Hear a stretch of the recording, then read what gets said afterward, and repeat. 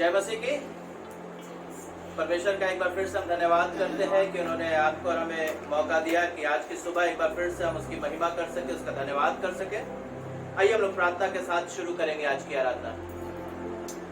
प्यारे प्रभु, हम आपका धन्यवाद करते हैं एक बार फिर से सुंदर सुबह के लिए कि आपने मौका दिया कि आज की सुबह एक बार फिर से हम आपकी महिमा कर सके, आपका धन्यवाद कर सके, स्तुति तारीफ कर सके। प्रभु, जब आज की सुबह हम जूम के माध्यम से अलग अलग जगह से एक प्लेटफॉर्म पर एकत्रित हैं, प्रभु जी होने दीजिए कि आज की सुबह हमें से हर एक जन आशीषित होने पाए। प्रभु, मेरी प्रार्थना ये है, हमें से हर एक जन के हृदय को खोलिएगा प्रभु जी, और आज की सुबह अपने वचन से बात करिएगा और होने दीजिए कि हम आपके वचन और आपकी उपस्थिति में और अधिकारी से आगे बढ़ने वाले हो सके। धन्यवाद करते प्रभु जी कि आपने प्रार्थना को सुन लिया है। प्रार्थना उद्धार करता प्रभु यीशु के नाम से मांगते हैं, आमीन। हाँ प्रभु, हम धन्यवाद करते हैं आज की सुंदर सुबह के लिए। धन्यवाद करते हैं प्रभु जी, हमारे अंदर कोई योग्यता नहीं, कोई खूबी नहीं, कोई लियाकत नहीं प्रभु, लेकिन फिर भी प्रभु आप हमसे कितना प्रेम करते हैं, चुन करके हमें अपने समीप आने देते हैं। प्रभु, हम आपकी महिमा, आपका धन्यवाद, आपकी स्तुति, आपकी तारीफ करते हैं प्रभु जी। प्रभु, हम धन्यवाद करते हैं प्रभु जी कि आपने हमें चुन करके अलग किया है प्रभु जी।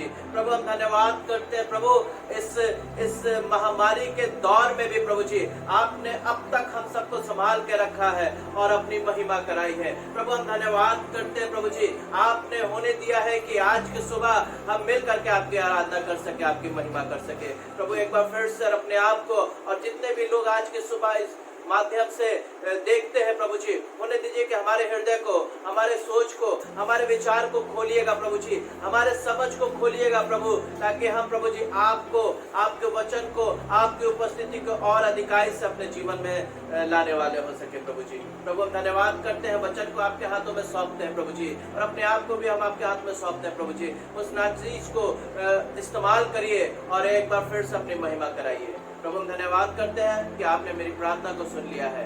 प्रार्थना उद्धार करता प्रभु यीशु के नाम से मांगते हैं, आमीन, आमीन। Praise the Lord. परमेश्वर का एक बार फिर से सुंदर सुबह के लिए धन्यवाद कि उन्होंने आपको हमें मौका दिया कि हम मिल करके उसकी महिमा कर सके, उसका धन्यवाद कर सके। आइए हम लोग सीधे प्रभु के वचन में चलेंगे। प्रभु का वचन पौलुस इस बात को कहने लगा, पौलुस के द्वारा लिखित पत्री, फिलिपियों की पत्री उसके चौथे अध्याय उसके चौथे पद में पौलुस कहने लगा, प्रभु में सदा आनंदित रहो। मैं फिर कहता हूँ, आनंदित रहो। पौलुस बार बार इस बात को कह रहा था कि आनंदित रहो, धन्यवाद करो। पहला थिस्सलुनीकियों की कलीसिया को पौलुस ने इस बात को कहा, हर बात में धन्यवाद करो, हर बात में, चाहे तुम अच्छी स्थिति में हो, चाहे तुम बुरी स्थिति में हो, चाहे तुम बीमारियों के बीच में पड़े हो, चाहे तुम जंगल के सफर में क्यों ना जा रहे हो, लेकिन हर बात में परमेश्वर का धन्यवाद करो, क्योंकि तुम्हारे लिए मसीह यीशु में परमेश्वर की यही इच्छा है। सच में ये परमेश्वर की यही इच्छा है कि आप और हम हर बात में धन्यवाद करें। थोड़ा कठिन है, थोड़ा मुश्किल है कि हम हर बात में धन्यवाद करें। इस महामारी के दौर में या इस कठिन परिस्थिति में जब आप और हम गुजर रहे हैं, कुछ लोगों का नौकरी चला गया, कुछ लोगों के अपने प्रियजन प्रभु के पास चले गए, कुछ लोगों के पास और अलग अलग तरीके की समस्याएं हैं, और प्रभु का वचन इस बात को बता रहा है कि हमें हर बात में धन्यवाद करना है। ये थोड़ा कठिन होता है आपके लिए, हमारे लिए, कि हम कैसे धन्यवाद करें, कैसे हम धन्यवाद करें, किस हृदय से हम धन्यवाद का बलिदान लेकर के प्रभु आपके पास आए। आपको मालूम है, भजनकार अपने भजन 81 और उसके पहले पद में कहने लगा, मेरे साथ निकाल के पढ़ेंगे भजन 81 और उसका पहला पद जी। परमेश्वर जो हमारा बल है, हाँ, उसका गीत आनंद से गाओ। यहाँ पर लिखने वाला भजनकार इस बात को कह रहा है कि परमेश्वर जो हमारा बल है उसका गीत आनंद से गाओ। ये दाऊद की भजन नहीं है। ये भजन अगर आपके पास बाइबल होगी तो उसके हेडिंग में देखिएगा तो वहां पर इस भजनकार का नाम है, और उस भजनकार का नाम है आसाफ। आसाफ ने इस भजन को लिखा है। लगभग भजन संहिता में आसाफ ने 12 भजन को लिखा है, और इस 12 भजन में से ये एक भजन है और भजनकार आसाफ उसके पहले पद में कह रहा है कि परमेश्वर जो हमारा बल है उसका गीत आनंद से गाओ। आसाफ कोई ऐसे ही आम इंसान नहीं था। आसाफ को परमेश्वर के द्वारा दाऊद ने चुन लिया था, अपॉइंट किया था कि आसाफ तुम्हें आराधना करना है।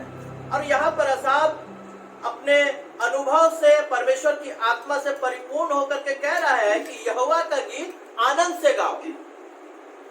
जब आप और हम इस महामारी में जूझ रहे हैं, जब आप और हम परेशानियों में जूझ रहे हैं, जब आप और हम तंगहाली में हैं, जब आप और हम कमजोरी के आलम में हैं, जब आप और हम उस महारोग के चारों तरफ से घिरे हुए हैं, हम कैसे क्यों कर आनंद का गीत गा सकते हैं। लेकिन आसाफ इस बात को कह रहा है कि परमेश्वर जो हमारा बल है, यकीनन हमारा बल। पिछले इतवार को हम लोग इस बात को देख रहे थे, नीति वचन उसके 18वें अध्याय से देख रहे थे। नीति वचन उसका 18वां अध्याय और उसके 14वें पद में इस प्रकार से नीति वचन का लिखने वाला है कि पढ़ दीजिए मेहरबानी से 18वां अध्याय उसका 14वां पद।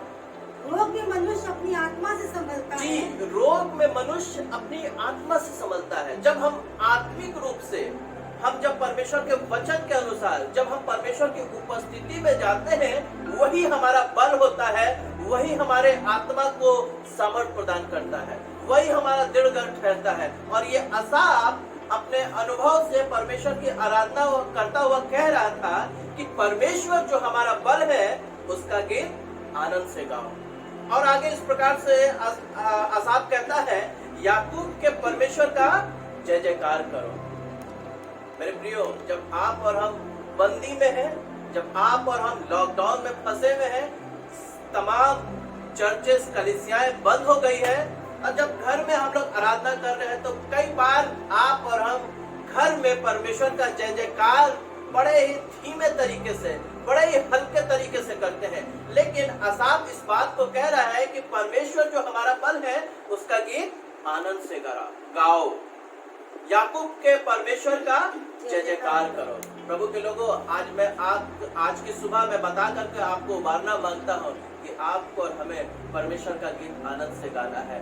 आपको और हमें उस जीवित परमेश्वर का जय जयकार करना है, स्तुति करना है। परमेश्वर ने आपको और हमें चुना है ताकि आप और हम उसकी महिमा करें। यदि हम पहले इतिहास को पढ़ें, पहला इतिहास उसका 6वां अध्याय और उसके 31, 32 और कुछ भाग 33 पद से यहाँ पर पढ़ेंगे तो इस प्रकार से लिखा है। जी पढ़िए। ये जिनको दाऊद ने संदूक के भवन में रखे जाने के बाद यहोवा के भवन में गाने का अधिकारी ठहरा दिया, ये है। हाँ, जब तक सुलेमान यरूशलेम में यहोवा के भवन को बनवा न चुका, तब तक वे मिलाप वाले तंबू के निवास के सामने गाने के द्वारा सेवा करते थे। यहाँ पर एक बात देखिएगा, जब तक सुलेमान यरूशलेम में यहोवा के भवन को न बनवा चुका, तब तक वे मिलाप वाले तंबू के निवास के सामने गाना गाने के द्वारा सेवा किया करता था। ये कुछ लोग जो है अपॉइंट किए गए थे दाऊद के द्वारा। जब दाऊद के द्वारा नहीं, ये सुलेमान राजा के द्वारा जब मंदिर बनवाया जा रहा था, तो कुछ लोगों को परमेश्वर की आत्मा से परिपूर्ण होकर के दाऊद ने अपॉइंट किया था कि ये परमेश्वर के भवन में यानी मिलाप वाले तंबू के सामने, परमेश्वर के वाचा के संदूक के सामने, परमेश्वर की उपस्थिति में क्या करे? गाना गाया करे, सेवा किया करे। इन लोगों को दाऊद ने अलग तरीके से चुन करके आसाफ और उसके घराने को चुना था। आसाफ लेवी खानदान का था और इसको दाऊद ने चुना था कि ये लोग परमेश्वर की भजन गा करके सेवा करें। जी पढ़िए, फिर से पढ़िए। ये जिनको दाऊद ने संदूक के भवन में रखे जाने के बाद यहोवा के भवन में गाने का अधिकारी ठहरा दिया, ये है।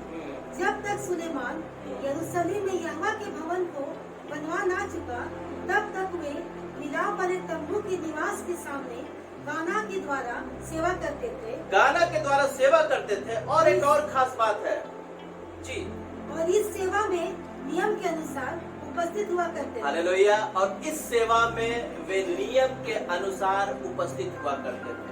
प्रभु के लोगों, जब आज चर्चेस बंद है, कलीसिया बंद है, तो कई बार आप और हम ठंडे बिस्तर में अपनी किताब को रख लेते हैं। यानी कई बार आप और हम ढीले पड़ जाते हैं, कई बार आप और हम आराधना में ढीले हो जाते हैं, कई बार आप और हम प्रार्थना करने में ढीले पड़ जाते हैं, कई बार आप और हम वचन पढ़ने में ढीले पड़ जाते हैं, कई बार आप और हम प्रभु की उपस्थिति में जाने में ढीले पड़ जाते हैं, कई बार आप और हम संगति करने में ढीले पड़ जाते हैं। लेकिन यहाँ पर भजनकार आसाफ का चुनने वाला दाऊद इस बात को कह रहा है। यहाँ पर इतिहास के पुस्तक में इस बात को लिखा गया है कि दाऊद ने इनको सेलेक्ट करके चुन लिया था ताकि ये परमेश्वर की सेवा गाना गा करके, भजन गा करके करे, और ये आसाफ और उनका सारा घराना नियम के अनुसार करते थे, नियम के अनुसार भजन गाया करते थे।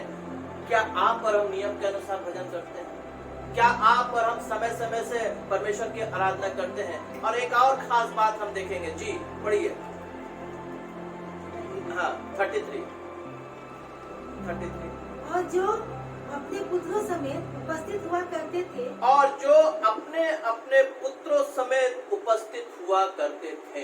ये आसाफ ऐसे नहीं अकेले में जा करके सिर्फ परमेश्वर ने आसाफ को चुन लिया तो भाई आसाफ जा करके गाना गा रहा है, गिटार बजा रहा है, ऐसा नहीं है। बल्कि आसाफ के टीम मेंबर में जितने भी लोग थे, आसाफ के भाई लोग थे, वो अपने अपने पुत्रों के साथ समेत उपस्थित हुआ करते थे परमेश्वर की उपस्थिति में।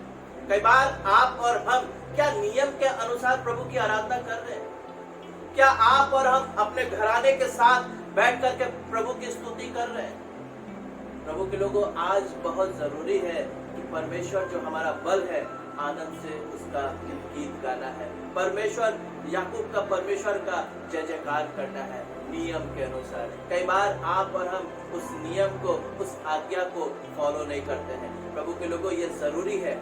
आसाफ चाहता तो अकेले जाकर के आराधना कर सकता था, लेकिन नहीं, आसाफ को दाऊद ने अपॉइंट किया था कि उसकी सेवा करे, गाना गा करके सेवा करे। और आसाफ अकेले नहीं जाता था, बल्कि वो जाता था अपने घराने समेत आराधना करता था, परमेश्वर की स्तुति करता था, परमेश्वर का तारीफ करता था, परमेश्वर का धन्यवाद करता था। आपको और हमें परमेश्वर का ठीक इसी तरीके से अपने परिवार और अपने लोगों के साथ उसका धन्यवाद लगातार करना है। आपको और हमें धन्यवाद इसलिए करना है, परमेश्वर का शुक्रगुजारी इसलिए करना है कि आप और हम उन दवाइयों के, उस अस्पतालों के लाइन में नहीं है। यदि बीते समय हम अस्पताल में पड़े थे तो परमेश्वर ने मुझे वहां से छुड़ा करके निकाला है। यदि हम बीते समय कर्ज में पड़े हुए थे, परमेश्वर ने मुझे वहां से निकाला है। यदि हम इस बंदी में अपने घरों में है, दुकानें बंद है, लेकिन फिर भी परमेश्वर आपको और हमें तीनों वक्त का खाना खिला रहा है। जब आप और हम परमेश्वर की आराधना करेंगे, परमेश्वर की स्तुति तारीफ करेंगे, यकीनन प्रभु आपको और हमें ब्लेस करेगा। भजन संहिता 37 अध्याय और उसके 39 पद को यदि पढ़ें तो वहाँ पर एक बड़ी अच्छी बात लिखी है। जी, धर्मियों की मुक्ति यहोवा की ओर से होती है। धर्मियों की मुक्ति किसी और से नहीं होती है, बल्कि धर्मियों की मुक्ति सिर्फ और सिर्फ यहोवा की ओर से होती है। जी, संकट के समय जी, वो उसका दृढ़ गढ़ है, और संकट के समय वो हमारा दृढ़ गढ़ है। आप याद करिए, भले ही आप और हम बंदी में हैं, आप इस बात को ध्यान करिए कि बंदी में है, लेकिन परमेश्वर ने आपके लिए और हमारे लिए जिस प्रकार से एलिया के लिए कौवा इंतजाम किया था कि उसके लिए रोटी और मीट का टुकड़ा लेकर के आए और उसको खिलाए तीनों वक्त का, ठीक उसी तरीके से आप और हम भले ही कितने भी बंदी में क्यों ना हो, भले ही आप और हम लॉकडाउन में क्यों ना हो, लेकिन परमेश्वर आपको और हमें तीनों वक्त का खाना खिला रहा है। परमेश्वर आपको और हमें जीवित रखा है। परमेश्वर आपको और हमें अपनी महिमा करा रहा है। अगर हम निकाल करके पढ़े भजन संहिता 137 और उसका पहला और दूसरा पद पढ़िए, देखिए यहाँ पर क्या लिखा हुआ है। बेबीलोन की नहरों के किनारे हम लोग बैठ गए और सियोन को स्मरण करके रो पड़े। और बेबीलोन की नहरों के किनारे हम लोग बैठ गए और सियोन को याद करके रो पड़े। भजन संहिता 137 और उसका पहला दूसरा पद में इस प्रकार से लिखा है कि बेबीलोन के किनारे हम लोग बैठ गए और सियोन को याद करके रो पड़े। जी, उसके बीच के मजनू वृक्षों पर हमने अपनी वीणाओं को टांग दिया। और उसके बीच के मजनू वृक्षों पर हमने अपने वीणाओं को टांग दिया है। कई बार जब आप और हम बंदी में हैं, कई बार आप और हम लोग लॉकडाउन में हैं, चर्चेस बंद हैं, तो कई बार हम लोग याद करते हैं कि हाँ कितना अच्छा समय था जब हम लोग चर्च जाया करते थे, तो मिस्टर डिमेलो के कार को देखा करते थे, मिसेस ब्रिगेंजा के साड़ियों को देखा करते थे। कई बार आप और हम इन्हीं प्रकार को बातों को सोच करके बड़ा अफसोस करते हैं कि मौका ही नहीं मिल रहा है कि चर्च जाए, क्योंकि कलीसिया बंद हो गई है, चर्चेस बंद हो गए हैं। और यहाँ पर लिखा हुआ है कि और उन्होंने मजनू वृक्ष पर अपनी वीणाओं को टांग दिया है। जब आराधना का समय होता है, जब परमेश्वर की महिमा का समय होता है, तो हम लोग घर में दुखों यहोवा का धन्यवाद, हम लोग ठीक इसी तरीके से अपने हर्ष को, अपने एक्साइटमेंट को, अपने उत्तेजनापना को हम लोग छोड़ देते हैं। हम लोग बहुत ढीले पड़ गए। प्रभु के लोगों, आज की सुबह मैं आपको उबारना मांगता हूँ कि आपको और हमें परमेश्वर का भजन गाना है, आपको और हमें धन्यवाद का गीत गाना है, आपको और हमें जय जयकार करना है। हाँ, निकाल करके पढ़े पहला इतिहास उसके 13वां अध्याय उसके 8वें पद में इस प्रकार से लिखा है। जी, दाऊद और सारे इस्राएली परमेश्वर के सामने, दाऊद और सारे इजरायली परमेश्वर के सामने तन मन से गीत गाते, तन मन से गीत गाते, और वीणा सारंगी डब झांझ बजते, सारे चीज को बजाते थे। भले यहाँ पर हम बंदी में हैं, भले यहाँ पर हम लोग लॉकडाउन में हैं, भले चर्चेस नहीं खुल रही है, लेकिन आप पर हमें तन मन से वीणाओं के साथ, ताली बजा करके, गिटार बजा करके, खजड़ी बजा करके, झांझ बजा करके, 10 तार वाले बजा करके आप पर हमें परमेश्वर का धन्यवाद करना है, आप पर हमें स्तुति तारीफ करना है। आपको मालूम है, हम कई बार सोचते हैं कि धन्यवाद करने से क्या होगा, स्तुति तारीफ करने से क्या होगा, गीत गाने से क्या होगा। आपको एक सटीक एग्जांपल मैं बताना चाहूंगा। यहोशू की पुस्तक उसके 6ठे अध्याय में इस बात का जिक्र है। आपको मालूम है, यरीहो की दीवार इतनी चौड़ी थी, बाइबल के ज्ञाता इस बात को बताते हैं कि उसमें 5 रथ दौड़ जा सकती थी। जब यहोशू और इसकी सारी सेना अब यरीहो के पास आ गए हैं, दीवार इतनी मोटी है, चारों तरफ से दीवार खड़ी है, दरवाजा बंद हो गया है, लेकिन परमेश्वर का वचन यहोशू के पास पहुंचा और कहने लगा कि यहोशू, तुम्हें चिंता करने की जरूरत नहीं है, तुम्हें सिर्फ 7 दिन 6 दिन एक चक्कर लगाना है, 7वें दिन 7 चक्कर लगाना है, जय जयकार करना है, और तुम्हारा काम, तुम्हारा परमेश्वर तुम्हारे लिए लड़ेगा। और मालूम है, जब यहोशू पहली बार चक्कर लगाया होगा तो लोग सोचेंगे कि बड़ा अजीब आदमी है, सिर्फ चक्कर लगा रहा है, परमेश्वर का जय जयकार कर रहा है। दूसरे दिन भी चक्कर लगाया परमेश्वर की आज्ञा के अनुसार, कि लोग सोच रहे होंगे कि क्या कर रहा है, दिमाग पगला गया है क्या, इसका दिमाग ठिकाने में नहीं है क्या, सिर्फ ये लोग यहूदी लोग, इजरायली लोग चक्कर लगा रहे हैं। यरीहो वासी जरूर सोचते होंगे। तीसरे दिन में चक्कर लगाए, तीसरे दिन जरूर इन लोग का और मजाक उड़ने लगा होगा, लोग टमाटर फेंकते होंगे, लोग अंडा फेंकते होंगे, बच्चे सब चिढ़ाते होंगे, पापा क्या कर रहे हैं इन लोग, क्या कर रहे हैं पापा। तो जरूर यरीहो वासी बोलते होंगे, बेटा कुछ नहीं, पगला गए इन लोग, गाना गा रहे हैं, परमेश्वर की महिमा कर रहे हैं। हो सकता है जब आप और हम परमेश्वर की महिमा करें, आप और हम परमेश्वर का जय जयकार करें, आप और हम धन्यवाद करें, किसी को उबारे, तो जरूर हो सकता है शायद लोग आपका मजाक उड़ाए, लोग आपका मजाक उड़ाए कि प्रार्थना करने से क्या होगा, जय जयकार करने से क्या होगा, स्तुति करने से क्या होगा। आपको बताऊं, जब 7वें दिन वे लोग 7 चक्कर लगाए और जब परमेश्वर का जय जयकार किए, वो यरीहो की दीवार नेव समेत गिर गई। आप पढ़ लीजिएगा निकाल करके, यहोशू की पुस्तक उसके 6ठे अध्याय उसके 20वें पद में इस प्रकार से लिखा हुआ है। तब लोगों ने जय जयकार किया और याजक नरसिंगे फूंकते रहे। और जब लोगों ने नरसिंगे का शब्द सुना, तो फिर बड़ी ध्वनि से उन्होंने जय जयकार किया।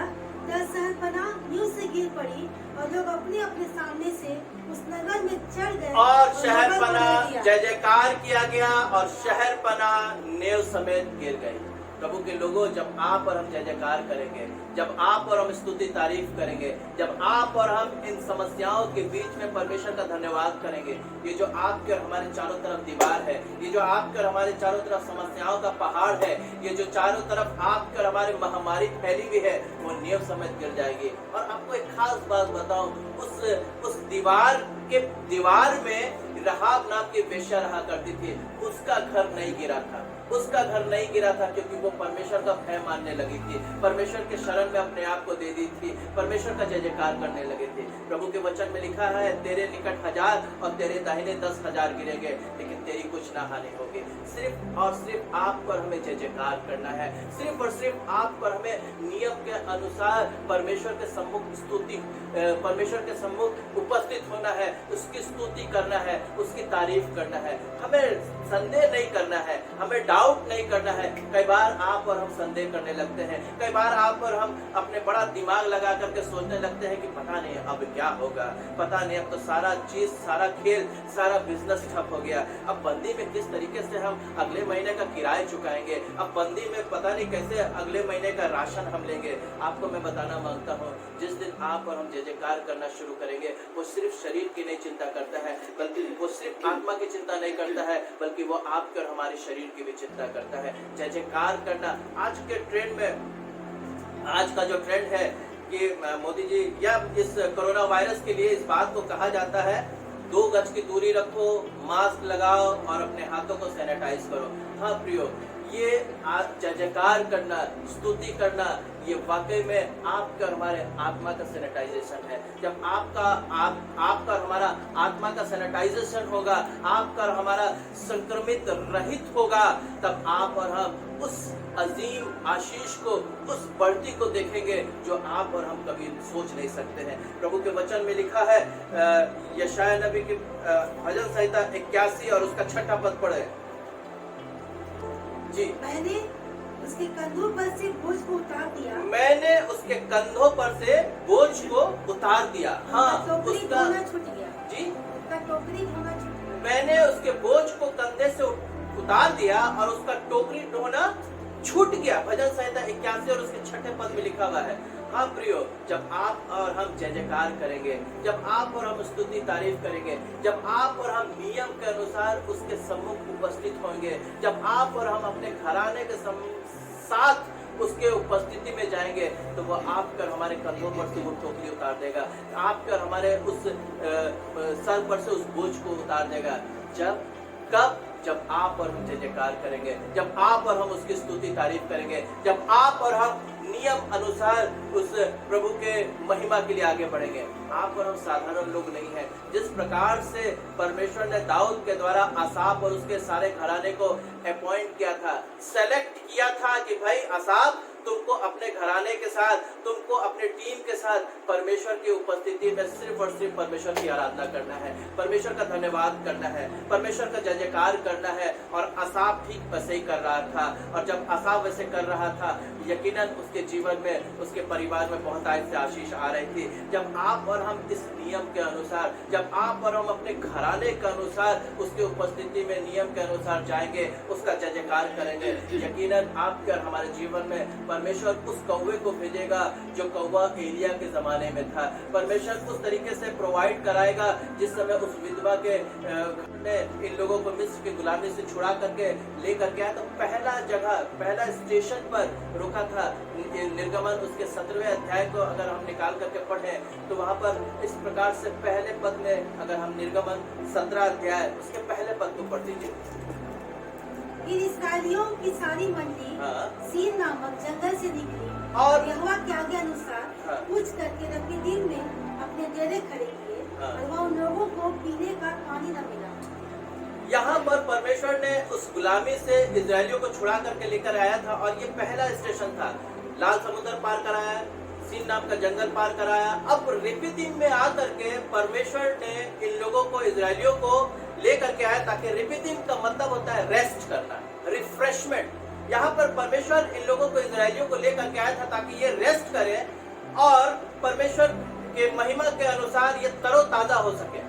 लेकिन जब परमेश्वर ने सामर्थ्य भरे हाथ से इन लोगों को छुड़ा करके लेकर के आया था, इन लोगों को चाहिए था, ये लोग जब पानी नहीं मिला तो ये लोग कुड़कुड़ाने लगे।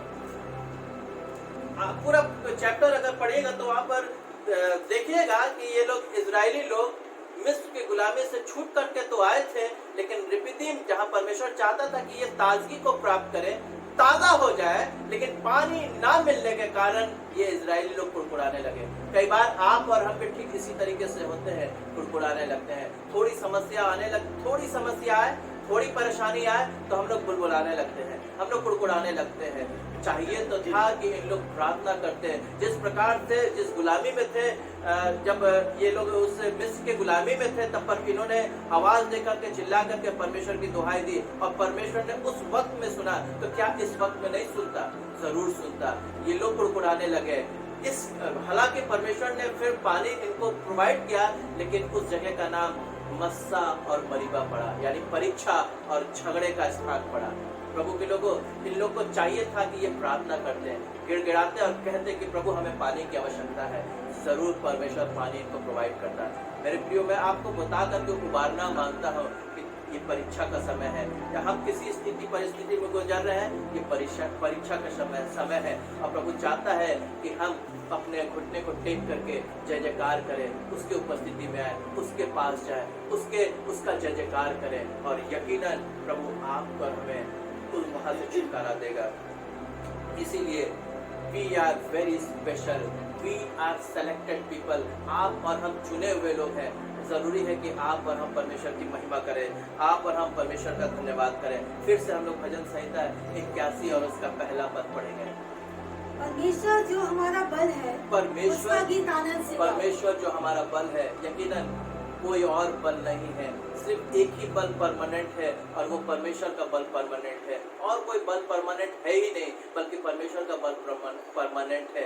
आनंद से गाओ और याकूब के परमेश्वर का जय जयकार करो, याकूब के परमेश्वर का जय जयकार करो। आइए अपने आंखों को बंद करें और परमेश्वर का धन्यवाद करें। सामर्थ्य प्रभु यीशु, हम आपका धन्यवाद करते हैं एक बार फिर से सुंदर सुबह के लिए। प्रभु होने दीजिए कि अपने मुख का प्रकाश चमकाइए, और होने दीजिए कि हमें अपने उपस्थिति से, हमें अपने वचन से, हमें अपने रोशनी से भर दीजिए प्रभु जी, ताकि हम नियम के अनुसार आपकी महिमा में लगातार बढ़ते चले जाएं, ताकि हम आपका जय जयकार कर सके, आपकी स्तुति तारीफ कर सके। धन्यवाद करते हैं हर एक लोगों के लिए प्रभु जी। हमें से जितने लोग आज की सुबह जुड़े हैं, आपकी महिमा हमें से सबके साथ होने पाए, यीशु मसीह के नाम से मांगते हैं, आमीन। आइए अपने भेंट को प्रभु के सम्मुख लाएंगे। लोग जितने लोग अपने अपने जगह पर हैं, अपने अपने स्थान पर हैं, अपने भेंट को उस स्थान पर रखेंगे। और जब आपकी कलीसिया खुलती है तो जरूर अपने भेंट को अपने कलीसिया में, अपने जगह पर जरूर जमा करें, ताकि उससे परमेश्वर के काम में कोई अड़चन ना होने पाए। प्यारे प्रभु, हम आपका धन्यवाद करते हैं इस भेंट के लिए प्रभु जी, और हम चाहते हैं प्रभु जी इस भेंट पर आपका आशीष होने पाए। धन्यवाद करते हैं प्रभु जी, जिन्होंने हाथ बढ़ाया है, उनके जीवन को, उनके पैसे को ब्लेस करिएगा, उनके कमाई को ब्लेस करिएगा और अपनी महिमा कराइएगा। यीशु मसीह के नाम से मांगते हैं, आमीन। प्रभु की प्रार्थना एक साथ करेंगे। हे हमारे पिता, तू जो स्वर्ग में है, तेरा नाम पवित्र माना जाए, तेरा राज्य आवे, तेरी इच्छा जैसे स्वर्ग में पूरी होती है इस पृथ्वी पर भी हो। रोज की रोटी आज हमें बख्श, जिस प्रकार से कसूरवार को माफ किया हमने, हमारे कसूरों को माफ कर। आजमाइश में न डाल, बल्कि बुराई से बचा। बादशाह कुदरत जलाल अब तक तेरी है, आमीन। अब परमेश्वर का प्रेम, प्रभु यीशु मसीह का अनुग्रह, पवित्र आत्मा की संगति और सहभागिता अब से लेकर हम सभी विश्वासियों के साथ सदा सर्वदा होते रहे, आमीन। प्रभु आप सबको बहुत आयत से आशीष करे, खूब बढ़े, और लगातार हम लोग आप लोग के लिए प्रार्थना कर रहे हैं। और आप में से बहुत सारे लोग लगातार मंडे, सोमवार से शुक्रवार तक की आराधना में जुड़ रहे हैं, और लगातार जुड़ते रहे और प्रभु की आशीष को प्राप्त करें। प्रभु आप सबको आशीष करें। हाँ, यदि आपके पास कोई प्रेयर रिक्वेस्ट है तो जरूर बताइएगा, चैट में दे सकते हैं, और मेरे व्हाट्सएप पे भेज सकते हैं। जरूर मेरे यूट्यूब चैनल को सब्सक्राइब करिए, लाइक करिए, शेयर करिए। प्रभु आप सबको बहुत ऐसे आशीष करें। याद रखिए, हाथों को सैनिटाइज करते रहिए, मास्क लगा के रखिए, दूरी बना के रखिए, और सबसे अहम जरूरी है कि आत्मा को सैनिटाइज करते रहिए उसके वचन के अनुसार। प्रभु आप सबको बहुत ऐसे आशीष करें। Thank you.